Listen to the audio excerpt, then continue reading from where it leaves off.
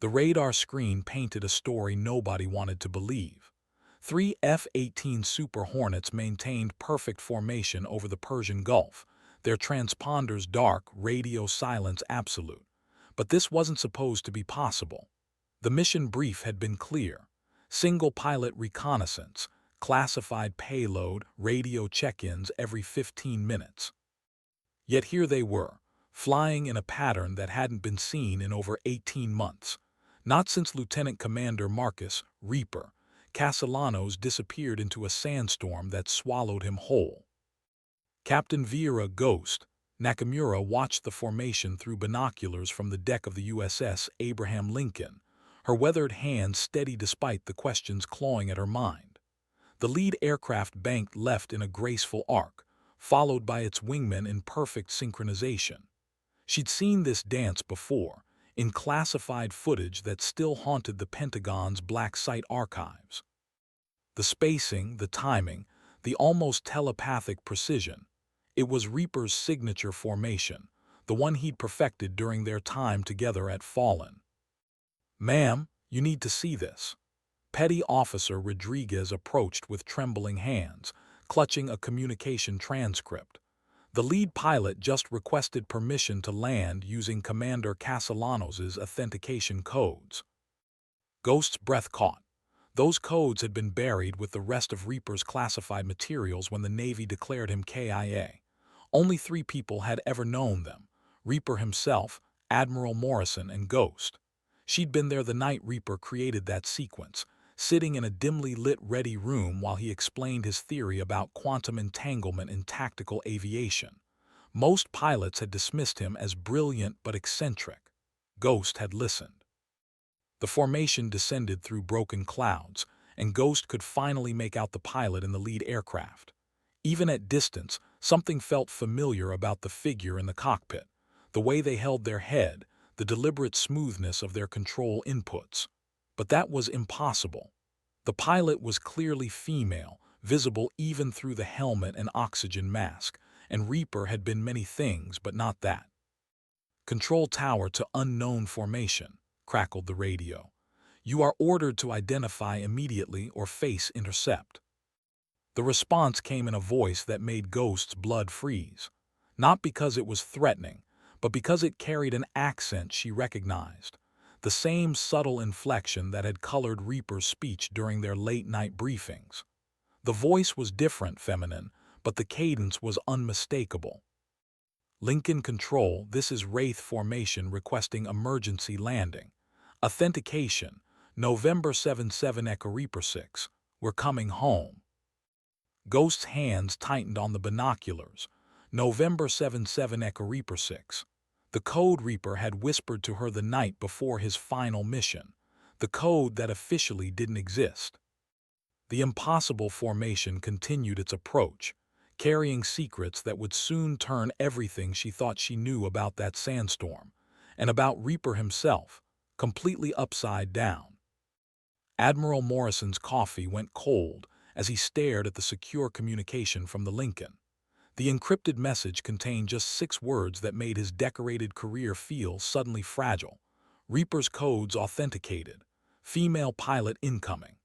He'd been expecting this call for 18 months, dreading it, knowing that someday the carefully constructed narrative around Marcus Castellanos' disappearance would crumble like a house of cards in a hurricane. The Pentagon's sub-basement level 7 hummed with the kind of activity reserved for existential threats to national security. Morrison descended in an elevator that required 3 different biometric scans, each layer of security peeling away like an onion to reveal the classified heart of American military intelligence. The Castellanos file waited in a vault that officially didn't exist, surrounded by documents that detailed operations so black they absorbed light itself. He pulled the thick manila folder, its edges worn from nervous handling over the past year and a half.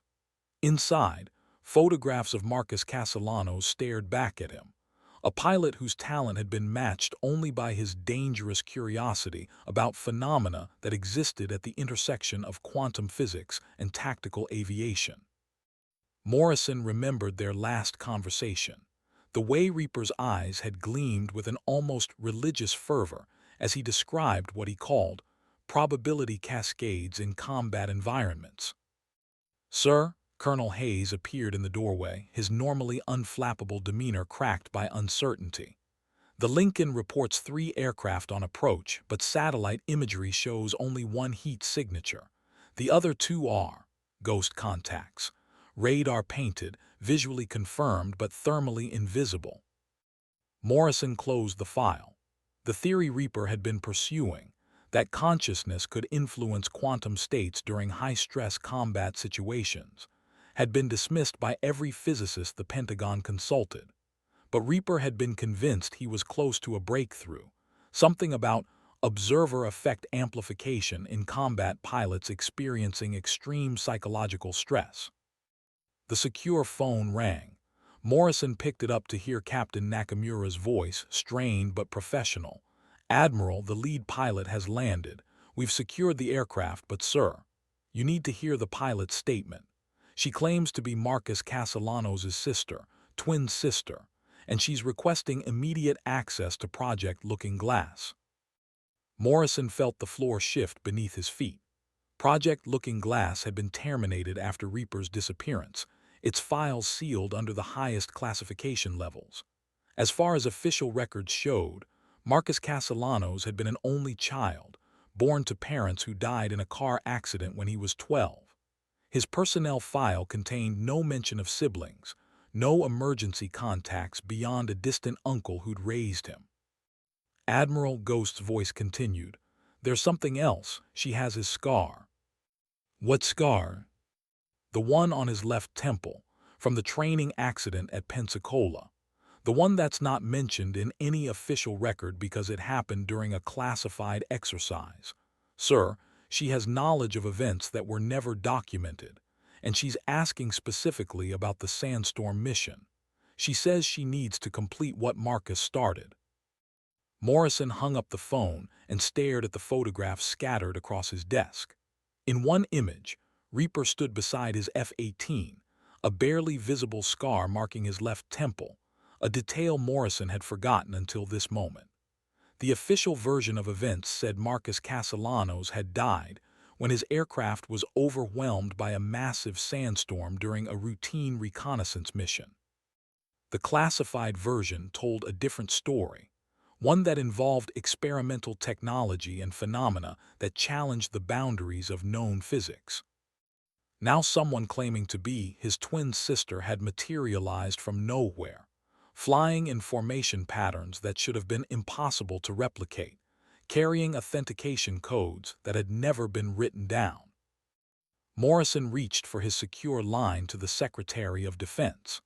The conversation that followed would determine whether decades of classified research remained buried, or whether the American military was about to confront possibilities that made their most advanced weapons look like stone knives.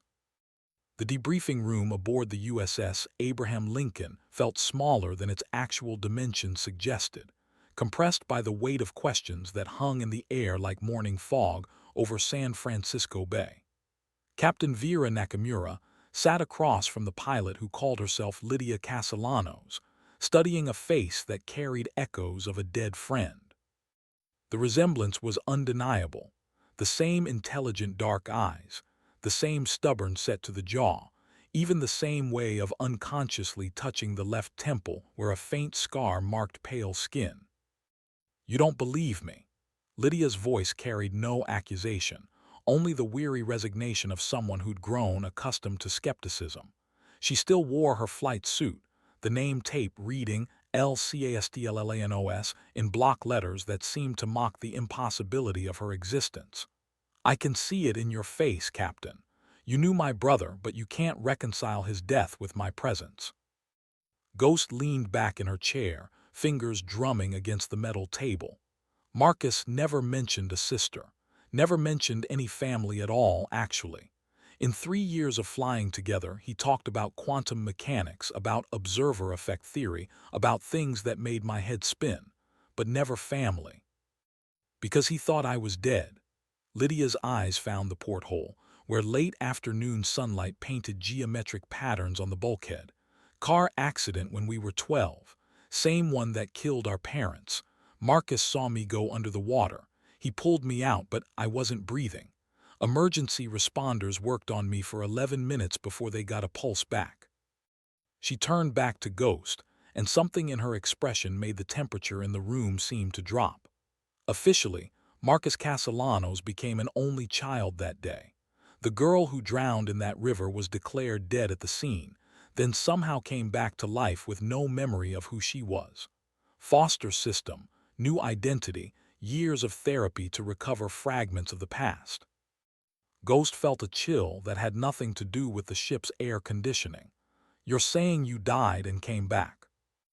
I'm saying I experienced 11 minutes of clinical death, and when I returned, something had changed. Not just the memory loss, something deeper. I could sense things that hadn't happened yet, feel the shape of events before they unfolded. The doctors called it post-traumatic stress, synesthesia, any number of neurological explanations. Lydia stood and moved to the porthole, her reflection ghost-like against the darkening ocean. It took me years to understand what had really happened. The experience of death, of existing in that space between heartbeats, had altered my relationship with causality itself. I could perceive probability cascades, quantum fluctuations in consciousness. The same phenomena Marcus was studying when he disappeared. That's impossible, Ghost said, but her voice lacked conviction. Is it?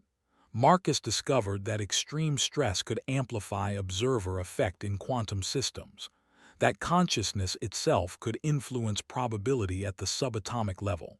What he didn't understand was that death, or near death, could permanently alter that relationship. Lydia turned back to face Ghost, and in her eyes was a depth that seemed to contain entire universes of sorrow and understanding. I've been tracking him for 18 months. Not just following his research, but feeling the echoes of his consciousness through quantum entanglement. Twins, Captain. We share quantum states at the most fundamental level. You're telling me he's still alive. I'm telling you that death isn't always the end of consciousness. Sometimes it's just a different state of being. And sometimes, if you know how to look, you can find someone who's lost between states and bring them home. Ghost stared at this woman who claimed impossible things with the casual certainty of someone discussing weather patterns. Outside, the sun was setting over the Persian Gulf, painting the sky in shades of amber and crimson. Somewhere in that vast expanse, Marcus Castellanos had vanished into a sandstorm that had swallowed him whole. But maybe, Ghost thought as she looked at Lydia's scarred face and haunted eyes, being swallowed didn't always mean being destroyed. The classified briefing began at 200 hours, when the Lincoln's corridors were empty except for essential personnel and the ghosts of decisions that had haunted Admiral Morrison for 18 months. He entered the secure conference room to find Captain Nakamura already seated across from Lydia Castellanos, who had changed into crisp khakis, but still carried herself with the predatory grace of a combat pilot. Before we begin, Morrison said, settling into his chair with the careful movements of a man carrying invisible weight, I need to establish something. Everything discussed in this room is classified at levels that don't have public names. Ms. Castellanos, your claimed relationship to a deceased officer doesn't automatically grant you security clearance. Lydia's smile held no warmth. Admiral, I've been cleared for compartmentalized programs that haven't been briefed to sitting presidents. My existence has been classified since I was 17 years old, when certain government agencies became very interested in my unusual neurological capabilities. She reached into her flight jacket and produced a laminated card that made Morrison's blood pressure spike. The identification bore the seal of an intelligence agency so secretive that acknowledging its existence was a federal crime. But more disturbing than the card itself was the clearance level listed. Cosmic Eyes Only Quantum Access. That classification doesn't exist, Morrison said, but his voice carried the uncertainty of a man whose certainties were rapidly dissolving. It does now, created specifically for individuals whose consciousness has been altered by near-death experiences resulting in enhanced quantum perception. There are exactly 7 people on Earth with this clearance, Admiral. I'm the only one who's also a naval aviator. Ghost leaned forward, her weathered face creased with confusion. What the hell is quantum perception? The ability to consciously observe and influence probability states before they collapse into fixed reality, Lydia replied, with the matter-of-fact tone of someone explaining basic arithmetic. Marcus discovered that extreme stress could temporarily grant this ability to combat pilots. What he didn't know is that clinical death can make the change permanent. Morrison opened a thick folder and spread photographs across the table, satellite images of a massive sandstorm over the Persian Gulf, the last known position of Marcus Castellanos's F-18, and something else that made Lydia's breath catch. Thermal imagery showing not one, but multiple heat signatures in the storm's center, arranged in a perfect formation pattern. Your brother's final mission wasn't reconnaissance, Morrison said quietly. It was an attempt to weaponize quantum consciousness. Project Looking Glass had developed theoretical frameworks for using observer effect to influence enemy weapon systems, to literally think guided missiles out of existence by collapsing their probability states. Lydia studied the thermal images with growing intensity, but something went wrong. The sandstorm was artificially generated, created by atmospheric manipulation technology we'd acquired from a downed foreign aircraft. Marcus was supposed to test whether quantum-enhanced consciousness could maintain coherence inside the electromagnetic chaos. Instead, he disappeared along with the entire test package. Ghost's voice was barely above a whisper. You sent him into that storm knowing it might kill him. We sent him because he volunteered, because he believed consciousness was the next frontier in warfare, and he was willing to risk everything to prove it. Morrison's fingers drummed against the table. The thermal signatures suggest he didn't die in that storm. They suggest he's still there, existing in some kind of quantum superposition between life and death. Lydia stood and walked to the bulkhead, placing her palm against the cold metal, as if feeling for vibrations from across impossible distances. He's not dead, Admiral, but he's not entirely alive either. The storm created a pocket of quantum instability, and his consciousness became trapped in probability space. That's science fiction, Ghost protested. So was quantum mechanics until someone proved it worked. Lydia turned back to face them, and in her eyes was a determination that seemed to burn with its own inner light. I can bring him back, but I'll need access to the Looking Glass protocols, and I'll need clearance to return to the storm zone. Morrison closed the folder with hands that had authorized the deaths of thousands of enemy combatants, but had never felt as heavy as they did in this moment. Ms. Castellanos, that storm has been classified as a permanent no-fly zone. The electromagnetic interference makes navigation impossible, and the quantum effects are still active. Then it's a good thing, Lydia said, that I've been dead before. The pre-dawn briefing room aboard the Lincoln buzzed with an energy that felt distinctly dangerous, like the moment before lightning strikes when every hair on your body stands at attention. Captain Nakamura found herself studying classified schematics that challenged everything she thought she knew about the intersection of consciousness and technology. The documents spread across the conference table detailed Project Looking Glass in specifications that read like science fiction, disguised as military engineering. The theoretical framework, explained Dr. Sarah Kim, the project's lead physicist who'd been flown in during the night from a facility that didn't appear on any government organizational chart, suggests that human consciousness operates as a quantum field capable of influencing probability states through direct observation. Ghost traced her finger along a diagram showing brain wave patterns overlaid with quantum field equations. You're saying thoughts can change reality. Not thoughts exactly. Focused conscious observation during extreme stress states. Think of it as evolution in action.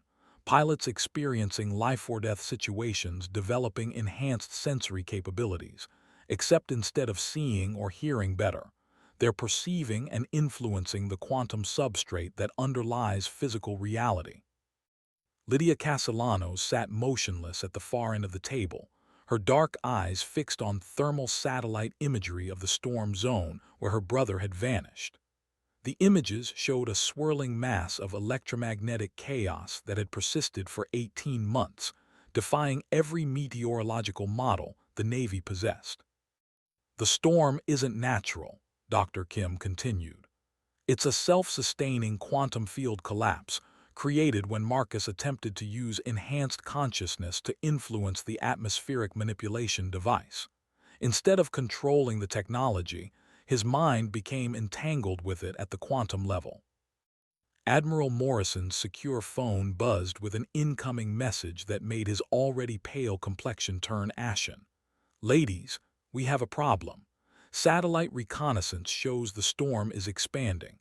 It's grown by 12 nautical miles in the past 6 hours." "That's impossible," Dr. Kim said, but her voice carried the uncertainty of someone whose impossible had become routine over the past 18 months. "The field should be stable." Lydia finally spoke, her voice carrying harmonics that seemed to resonate in the room's metal bulkheads. "It's not stable because Marcus isn't stable. His consciousness is trapped in probability space, experiencing every possible outcome of his mission simultaneously. The longer he remains there, the more quantum possibilities he creates, and the larger the field becomes." She stood and approached the thermal imagery, placing her palm directly on the photographic representation of the storm's center. "I can feel him, not just his presence but his pain. He's been experiencing death and survival, success and failure, every possible version of that moment for over a year. His mind is fragmenting across infinite probability states." Ghost felt a chill that had nothing to do with the ship's air conditioning. What happens if the storm keeps growing? "Eventually it reaches a critical mass where quantum effects begin influencing larger systems," Dr. Kim replied. "Weather patterns, ocean currents, tectonic activity. At maximum expansion, it could destabilize the quantum foundations of matter itself in a radius of several hundred miles." Morrison stood abruptly, his chair scraping against the deck with a sound like fingernails on metal. "How long do we have?" "Based on current expansion rates, perhaps 72 hours before the field becomes irreversibly unstable." The room fell silent except for the distant sound of aircraft launching from the flight deck above. Somewhere in the Persian Gulf, a storm that shouldn't exist was growing larger by the hour, fed by the trapped consciousness of a pilot whose experiments with the fundamental nature of reality had created something unprecedented in human experience. Lydia turned from the thermal imagery to face Admiral Morrison directly.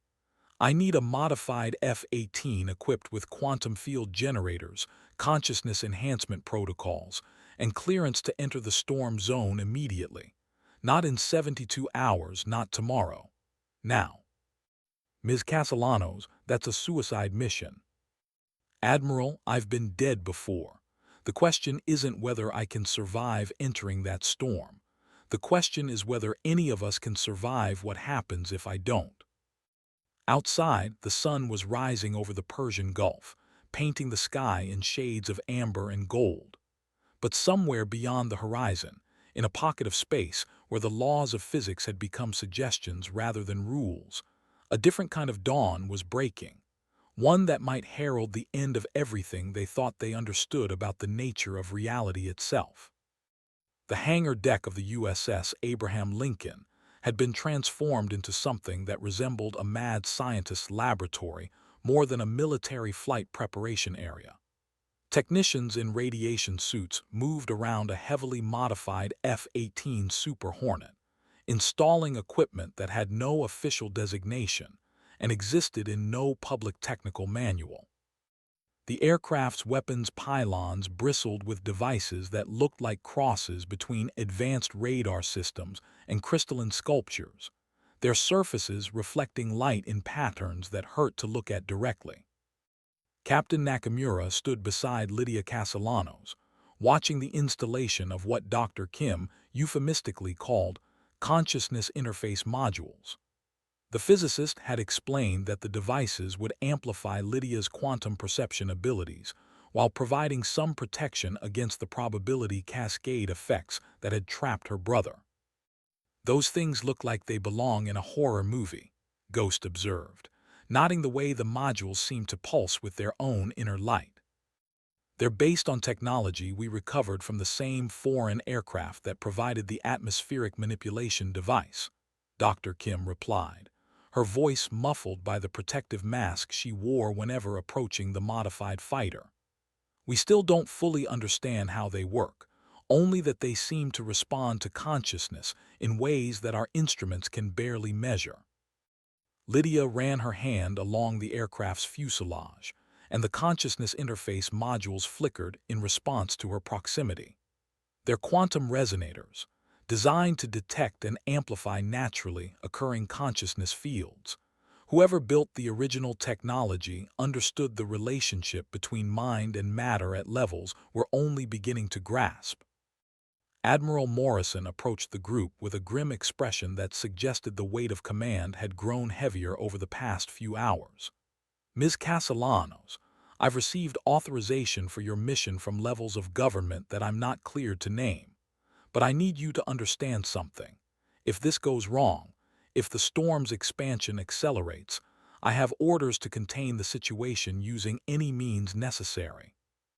The implications hung in the air like smoke from a distant fire. Ghost understood immediately. Nuclear containment protocols. If Lydia's mission failed, if Marcus couldn't be extracted from his quantum prison, the Navy would attempt to collapse the entire field using weapons that would leave nothing but radioactive glass where the storm currently raged. "How many people know about this operation?" Lydia asked, her attention still focused on the modified aircraft. "Fewer than 20, globally. This level of classification exists specifically to prevent public awareness of capabilities that could fundamentally alter human civilization." Lydia turned to face Morrison, and something in her expression made the decorated admiral take an involuntary step backward. "You're not just worried about the storm, are you? You're worried about what happens if I succeed. If I bring Marcus back with enhanced quantum consciousness intact, if I return with proof that death isn't the end of awareness, if the public learns that human consciousness can literally reshape reality." "The implications would be catastrophic," Morrison admitted. "Every religious system, every scientific paradigm, every social structure based on the assumption that consciousness ends at death, all of it would require fundamental revision." "Maybe it's time for that revision," Ghost said quietly. "Maybe we've been living with limitations that aren't actually real." Dr. Kim powered up the consciousness interface modules, and the hangar filled with a harmonic resonance that seemed to vibrate in the bones of everyone present. The sound wasn't quite musical, wasn't quite mechanical. It was something altogether alien, like the voice of reality itself, attempting to communicate in frequencies human minds weren't designed to process. "Final systems check complete," Dr. Kim announced. "Quantum field generators are online. Consciousness amplifiers are calibrated to your specific neural patterns, and the emergency extraction protocol is armed." Lydia climbed into the cockpit of the modified F-18, her movements fluid and purposeful. As she settled into the pilot's seat, the consciousness interface modules synchronized with her brainwave patterns, creating cascading light displays that painted the hangar in shifting spectrums of color. "Call sign for this mission," she asked through the comm system. Morrison considered for a moment, looking at this woman who claimed impossible things and possessed clearances that shouldn't exist. "Lazarus," he said finally. "Call sign Lazarus." Lydia's laughter echoed through the comm system, carrying harmonics that seemed to bend space around them. Appropriate. Lazarus 1 requesting clearance for takeoff. The hangar deck began clearing as launch preparations commenced. Somewhere in the Persian Gulf, a storm that defied natural law continued its expansion, fed by the trapped consciousness of a pilot whose experiments with the boundaries of human potential had created something unprecedented in recorded history. But now his twin sister, enhanced by her own journey through death and back, was preparing to enter that same storm with technology that might be humanity's first step toward understanding that consciousness and reality were far more intimately connected than anyone had dared imagine. The modified F-18 Super Hornet designated Lazarus 1 lifted off from the USS Abraham Lincoln at 3:47 hours, its consciousness interface modules painting rainbow auroras across the pre-dawn sky. Captain Nakamura watched from the bridge as the aircraft's heat signature merged with the quantum field distortions that surrounded the expanding storm, creating sensor readings that seemed to violate several fundamental laws of physics. Lazarus 1, Lincoln Control, Ghost transmitted through encrypted channels. You are cleared for approach to the anomaly zone. Be advised, we're reading significant electromagnetic interference as you close distance. Lydia's voice crackled back through static that sounded almost musical, as if the interference itself was attempting to communicate. Copy, Lincoln Control. I'm beginning to feel the field effects. It's like flying through someone else's memories. Dr. Kim monitored quantum field readings from her mobile laboratory, watching displays that showed probability cascades flowing around Lydia's aircraft like water around a stone. The consciousness interface modules are working perfectly. They're creating a quantum buffer zone that should protect her from the worst effects of the probability storm. Admiral Morrison stood beside the tactical display, watching satellite imagery that showed the storm responding to Lazarus 1's approach. The swirling electromagnetic chaos was shifting, reorganizing itself into patterns that resembled neural networks more than weather systems. Lazarus 1, be advised your approach is causing changes in the anomaly structure, Ghost transmitted. The storm appears to be recognizing you. I can feel it too, Lydia replied, her voice now carrying harmonics that made the comm equipment resonate. Marcus is in there, but he's not alone anymore. The consciousness field has attracted other presences, people who died in aircraft accidents, pilots who went missing over the Gulf. Their awareness got caught in the same quantum trap. The aircraft entered the storm's outer bands, and the tactical displays went haywire. Instruments showed Lazarus 1 in multiple positions simultaneously, creating a probability cloud that suggested the pilot was experiencing every possible flight path at once. Lincoln Control, I'm transitioning to quantum navigation mode, Lydia announced. Visual instruments are useless here. I'm flying by consciousness alone. Ghost felt her stomach clench as she watched the sensor displays fragment into chaos.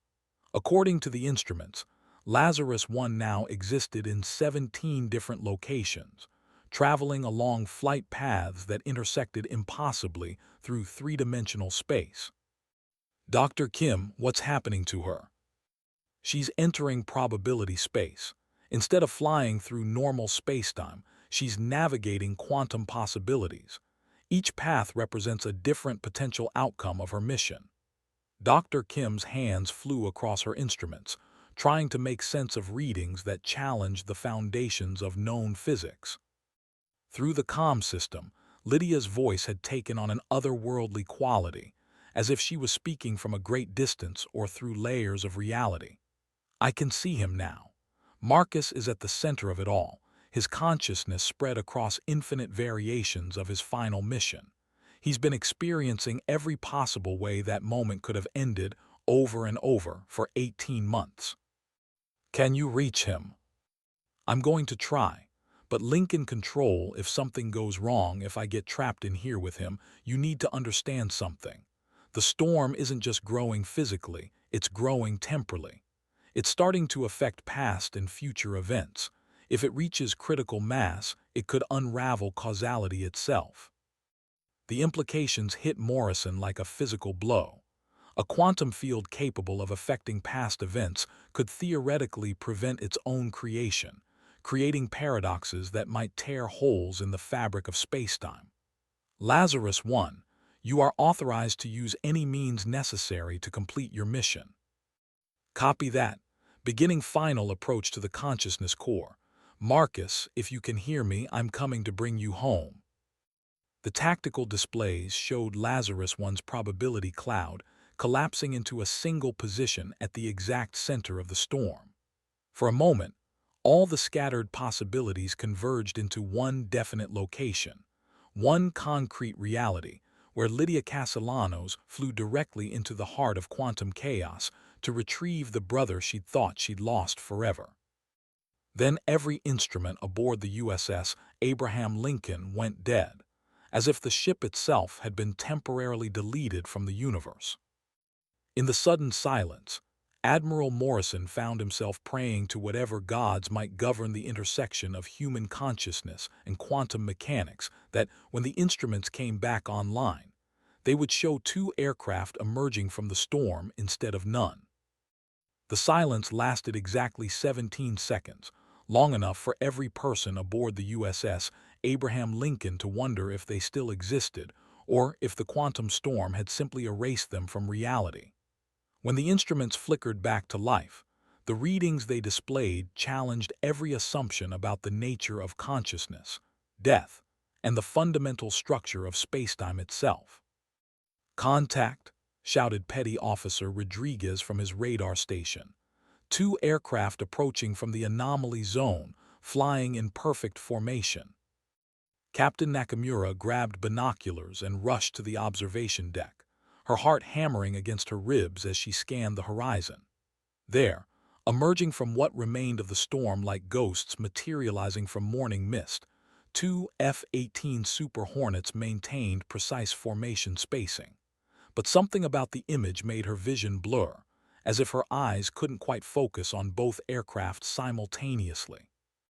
"Lincoln Control, this is Lazarus 1 requesting immediate landing clearance," Lydia's voice crackled through the comm system.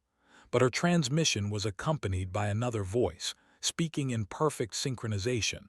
Marcus Castellanos, supposedly dead for 18 months, his call sign unchanged. "Lincoln Control, Reaper 2 requesting clearance to return home." Admiral Morrison felt the deck shift beneath his feet, whether from ocean swells or the fundamental reorganization of his understanding of reality, he couldn't tell. "Lazarus 1, Reaper 2, you are cleared for immediate approach. Medical teams are standing by." Dr. Kim's instruments showed readings that violated so many laws of physics she'd stopped counting. "Admiral, the quantum signatures are unusual.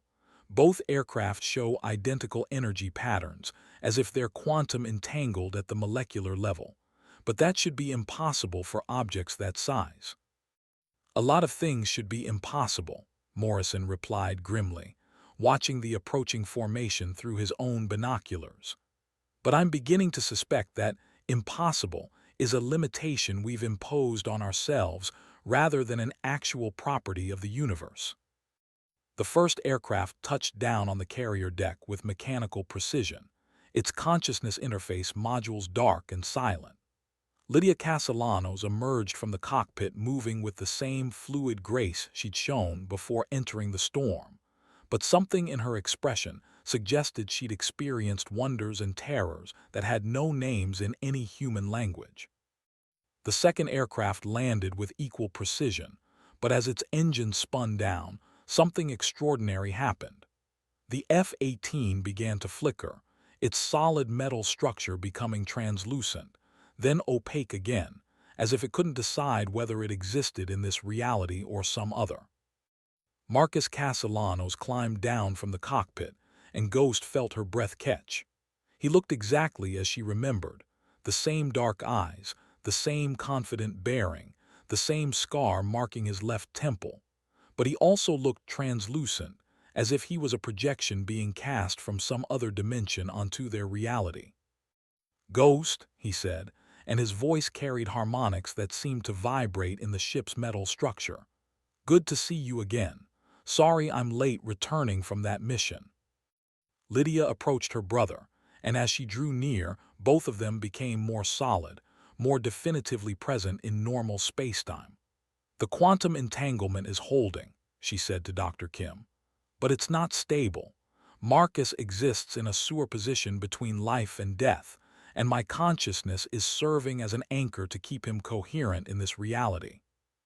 "How long can you maintain the anchor?" Dr. Kim asked, her instruments showing energy patterns that fluctuated wildly around both siblings. "Unknown. The process is exhausting, and I can feel Marcus being pulled back toward probability space. We need to find a way to stabilize his quantum state permanently, or he'll fade back into the storm."